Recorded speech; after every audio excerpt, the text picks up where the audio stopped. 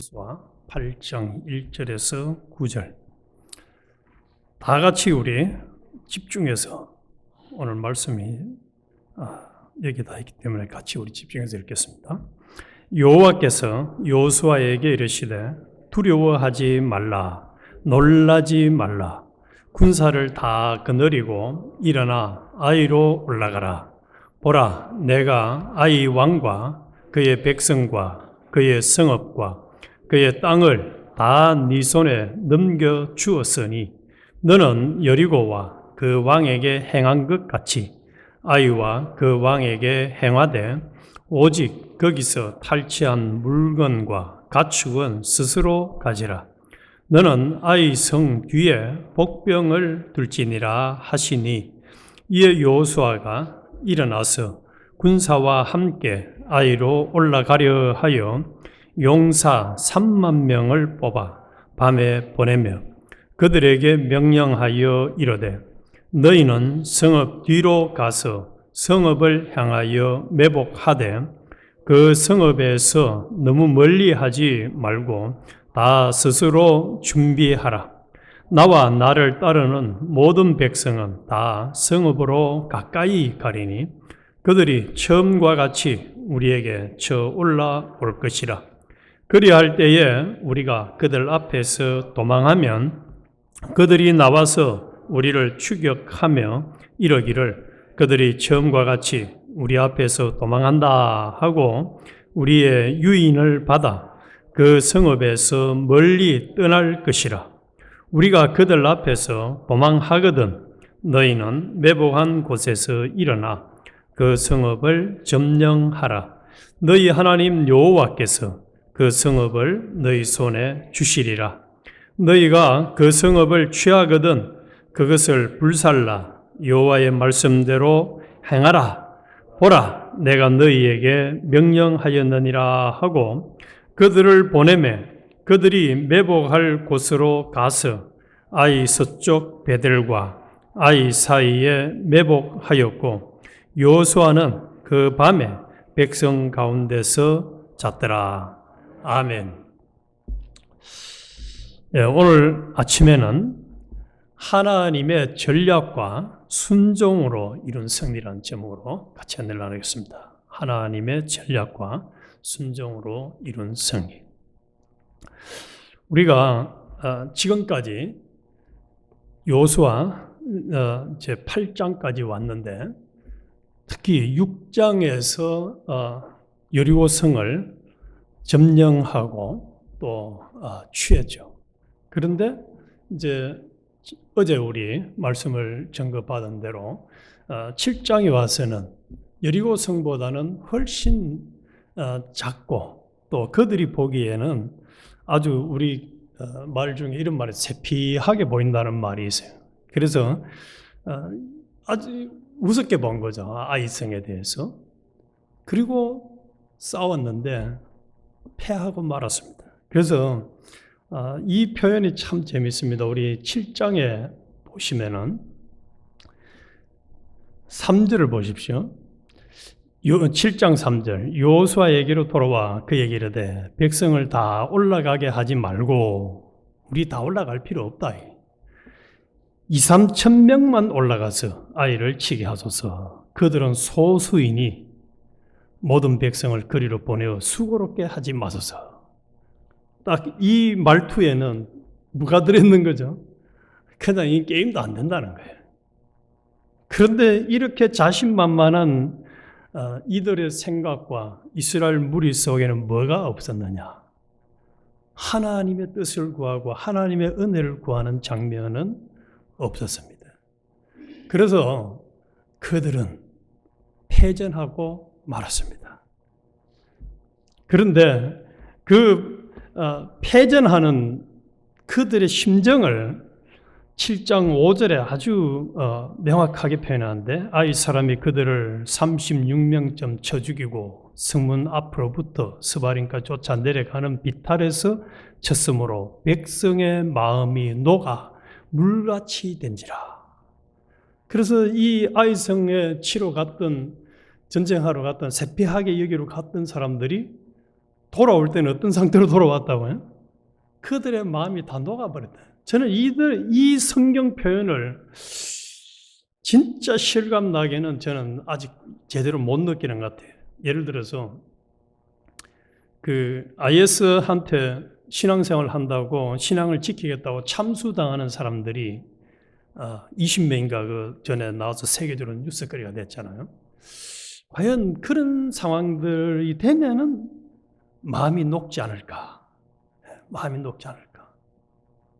저는 생오줌을 싸본 적이 없어가지고 이 마음이 녹았다는 말이 실감나기는 느껴지지 않습니다. 그런데 사람이 너무 어려운 일을 만나면 생똥을 싼다 하거든. 생오줌을 싸고. 아마 이들의 상태가 그런 상태가 아니었을까. 그래서 하나님이 이 전쟁을 이겼던 사례와 실패한 사례를 7장까지를 딱 보여주고 난 다음에 이제 오늘 우리는 여기 있는 분들은 아마 8장을 통해서 여리고성 전투, 아이성 전투를 다시 승리했다는 이야기는 다 알고 있을 겁니다. 그런데 여기서 우리가 먼저 요 7장까지를 간단하게 정리를 하면은 하나님의 말씀을 순종하고 하나님의 방법을 따르는 믿음으로 전쟁을 해야 승리를 하는 거지, 하나님의 방법과 하나님의 뜻을 따르는 믿음이 아닌 싸움은 백전백패라는 사실, 이거는 우리 죽을 때까지 있어서는 안 됩니다. 죽을 때까지 있어서는 안 됩니다. 우리가 계속해서 큰 사건에서만 이런 문제가 생기는 게 아닙니다. 모든 순간순간마다 승리하느냐 실패하느냐 이게 이제 결정이 된단 말이에요. 모든 순간순간마다 승리하느냐 실패냐 결정이 되는 거예요. 그래서 이 아이섬 정령을 오늘 이제 이 8장을 통해서 하나님 우리에게 왜 기록해 주셨을까를 돌아봐야 됩니다. 그래서 1절에 여호와께서 여호수아에게 이르되 두려워하지 말라, 놀라지 말라. 이 말씀을 하실 때는 이미 이스라엘 백성들 마음에 뭐가 있는 상태에 있는 거죠? 아이성 실패로 인해서 두려움이 아주 그냥 엄습해 있는 거죠. 그러니까 너가 두려워하지 말아라, 놀라지 말아라. 군사를 다 거느리고 일어나 아이로 올라가라. 내가 아이 왕과 그의 백성과 성읍과 땅을 네 손에 넘겨주었느니라. 요 두 번째 아이성 전투에서는 가장 중요한 것이 하나님의 명확한 명령이 있었고 약속이 있었어요. 약속이 있었고 그 또 구체적인 전략까지 2절에 너는 여리고와 그 왕에게 행한 것 같이 아이와 그 왕에게 행하되 오직 거기서 탈취할 물건과 가축은 스스로 가지라. 너는 아이 성 뒤에 복병을 둘지니라. 그래서 전술, 전략을 하나님이 딱 알려 복병을 둬라. 그리고 이제 3절부터 방금 읽은 우리 9절까지는 이제 여호수아가 구체적으로 어떻게 실행했는가 하는 것을 보여주고 있습니다. 그래서 첫 번째 우리가 기억할 것은 하나님이 우리가 만나는 상황에서 허락해 주시고 하나님의 약속과 하나님의 인도하심이 있어야 승리를 할 수 있는 것이지 그것이 없는 것은 백전백패. 우리 이전에 봤잖아요. 발람이 하나님이 가지 말라고 하는데도 끝까지 가니까 결과는 죽음이었습니다. 비참한 뭐 좀 대접 좀 받고 환대 좀 받으면 그게 뭐 좋습니까? 오래 가지도 않았는데 결과가 발람은 죽었더라. 칼에 맞아 죽었더라. 이게 영원토록 기록났는데 그게 뭐 그리 잠시 개팔자가 상팔자라고 할지라도 저는 개팔자 절대로 부럽지 않아요. 그 개팔자 요즘처럼 뭐 걔가 아무리 사람들에게 사랑을 받는다 할지라도 그들이 우리 하나님의 자녀된 우리들만큼 복을 누릴 수 있는 것은 아니잖아요.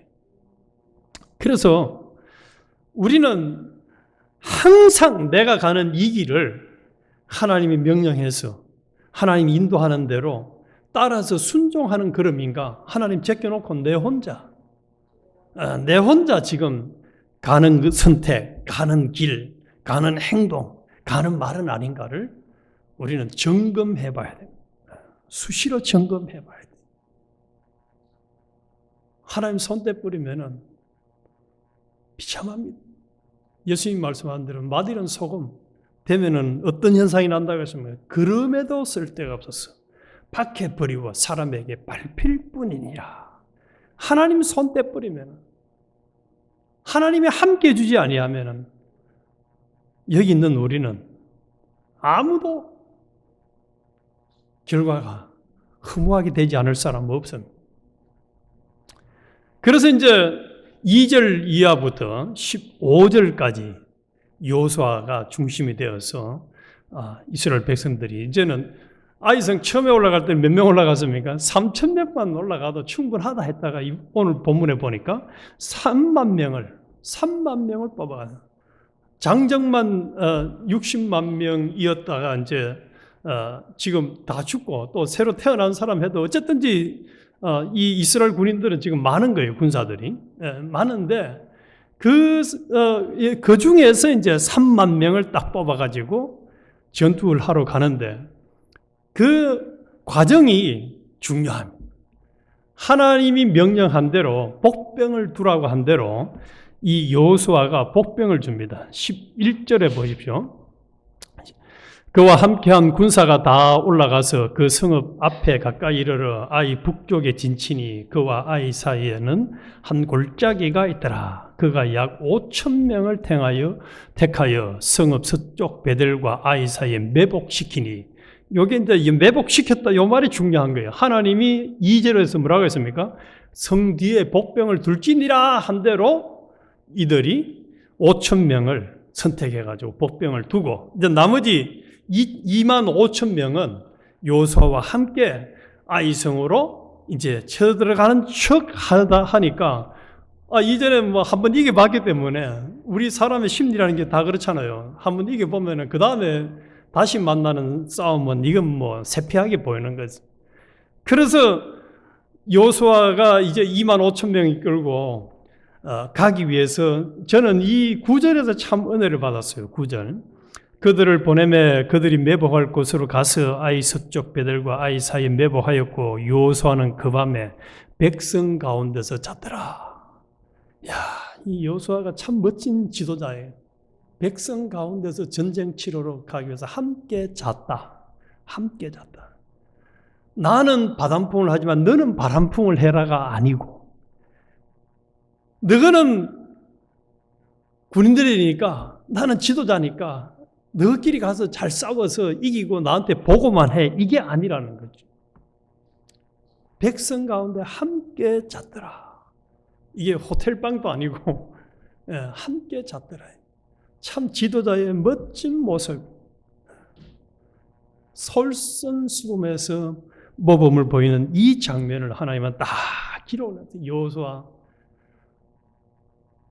말과 행동이 똑같이 보인, 하나님이 두려워하지 말라, 놀라지 말라는 말씀을 믿고 당당하게 그들과 함께 자고 또 그들과 함께 전쟁을 치르는 모습을 성경은 명확하게 기록해 주고 있습니다.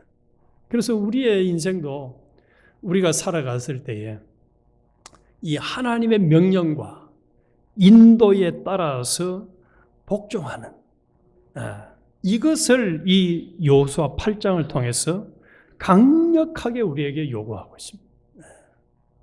그래서 하는 행동, 거지 모두가 하나님의 명령을 따라서 순종할 됩니다. 복병을 두라 하면 복병을 두고 또 가라 하면 가고, 그것도 따로따로가 아니고 지도자와 무리와 백성들이 따로가 아니고 한 몸이 되었어요. 한 공동체가 되어서 온전히 순종하는 이 모습을 하나님은 보여줘요. 이게 이제 7장하고 대조가 되는 모습이, 하나님의 뜻을 구하지도 안 하고 명령을 요구하지도 안 하고 그냥 인간들끼리 그냥 하나님은 쏙 빼버리고 인간끼리 한번 해보자, 얼마든지 잘할 수 있다 했던 모습과 이제는 다시 각성을 해서 회개하고 정신을 바짝 차리고 우리 이래가지고는 안 돼. 이제는 우리가 하나님 명령에 순종해야 돼 하고 순종함으로 성읍의 복병을 두고 이제 그대로 행동을 하는데 이 참 성경이 참 재미있어요. 14절 한번 보십시오. 이 왕이 그 13절부터 제가 할게요. 이와 같이 성읍 북쪽에는 온 군대가 있고 성읍 서쪽에는 복병이 있었더라. 여호수아가 그 밤에 골짜기 가운데로 들어가니 아이 왕이 이를 보고 그 성읍 백성과 함께 일찍이 일어나 급히 나아가 아랍 앞에 이르러 정한 때에 이스라엘과 싸우려 하나 성읍 뒤에 복병이 있는 줄은 알지 못하였더라. 알지 못하였더라. 이거 누가 눈을 가린 겁니까? 하나님이 눈을 가린 거예요. 하나님이. 아이 왕과 백성들의 눈을 딱 가려가지고 복병이 있는 것을 보지 못하게 하셨어요. 하나님이 하면은 이건 간단합니다. 근데 반대로 하나님이 은혜 안 주면 어떻게 하겠어요? 복병 있는 게 다 소문이 나가지고 야, 저 뒤에 복병 있다. 저 조심해야 돼 하고 아이 성에 싹 퍼졌다면은 또 작전은 실패로 돌아갔을 겁니다. 모든 것이 합력하여 선을 이루게 하시는 하나님이 은혜를 딱 주니까 아무도 눈치채지 못했어요. 복병이 5,000명이 딱 숨어있는 것을. 15절에 여호수아와 온 이스라엘이 그들 앞에서 거짓으로 패한 척하여 광야 길로 도망하며 그 성읍에 있는 모든 백성이 그들을 추격하려고 모여 여호수아를 추격하며 유인함을 받아 아이 성읍을 멀리 떠나니 아이와 베델에 이스라엘을 따라 가지 아니한 자가 하나도 없었으며 성문을 열어놓고 이스라엘을 추격하였더라. 그래서 아이 성 사람들이 몽땅 다 나와가지고 우리 이번엔 저 25,000명, 자기들 눈에 보이는 25,000명이잖아. 이게 다 그냥 개미 한 마리도 없이 다 죽이자 하고 싹 다 나왔어. 싹 다. 누가 몰고 나온 거지? 하나님이 그렇게 만든 거예요. 하나님이 딱 이 사람들의 마음을 그냥 몽땅 그냥 도간의 질을 만들기 위해서 하나님 싹 다 나왔다. 이게 성경의 표현이 참 재밌다나. 다 나왔다. 성읍에 남아있는 사람이 한 명도 없다. 이스라엘 따라가지 아니한 자가 하나도 없으며 하나도 없었다. 아이 성산 몽땅 싹 다 나왔습니다. 그때 이제 18절 또 하나님이 말씀하십니다. 18절 여호와께서 여호수아에게 이르시되 네 손에 잡은 단창을 들어 아이를 가리키라. 내가 이 성읍을 내 손에 넘겨주리라. 여호수아가 그의 손을 잡은 단창을 들어 그 성읍을 가리키니 그의 손을 드는 순간에 복병이 그들의 자리에서 급히 일어나 성읍으로 달려 들어가서 점령하고 곧 성읍에 불을 놓으니라. 그래서 이제 다 이제 성읍에는 본토백이 아이성 사람들은 없잖아요. 뒤에 5,000명이 성에 들어가서 불을 확 지르면서 이제 성이 점령당한 모습. 그리고 사람들이 이제 아이성 사람들이 다 나왔어요. 다 나와가지고 뭐 앞만 보고 가겠습니까? 뒤를 딱 돌아보니까 성에 불이 났거든. 오, 저거 성이 불타고 있네. 그런데 그 성으로 돌아가려고 하니까 이미 이제 5,000명이 그 성에서 또 준비한 사람들이 있지. 이쪽에 25,000명이 있지. 중간에 도간에 든 쥐가 되어가지고 다 죽였어요. 그래서 여기 22절 보십시오. 복병도 성읍에서 나와 그들을 치매 그들이 이스라엘 중간에 던지라. 그냥 도간에 든 쥐가 되었다는 거죠. 어떤 사람들은 이쪽에서 어떤 사람들은 저쪽에서 쳐 죽여서 한 사람도 남거나 도망하지 못하게 하였고 아이 왕을 사로잡아 여호수아 앞에 끌어왔더라. 한 사람도 남기지 않고 아이 사람을 싹 다 죽였더라. 다 죽였더라. 그래서 25절에 그날에 엎드러진 아이 사람들은 남녀가 모두 12,000명이었더라. 12,000명이었더라. 한마디로 완벽한 전쟁을 승리로 마무리했다는 거예요.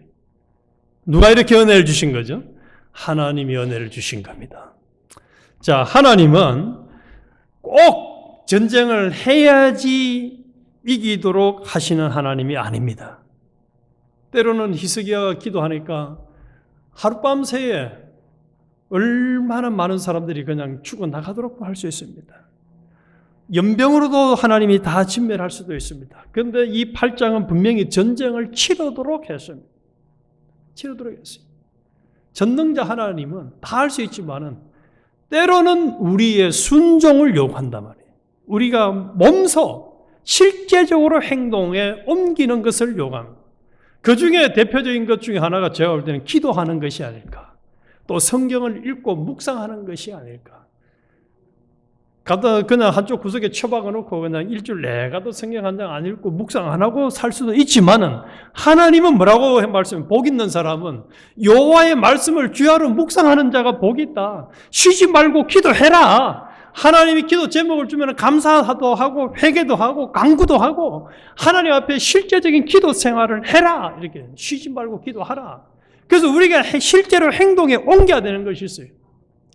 또 이번에 목사님 선교 다녀왔습니다만 선교 입으로 생각으로만 할 수도 있지만은 하나님이 가서 하라면은 실제 몸으로 가서 선교를 해야 되는 거예요.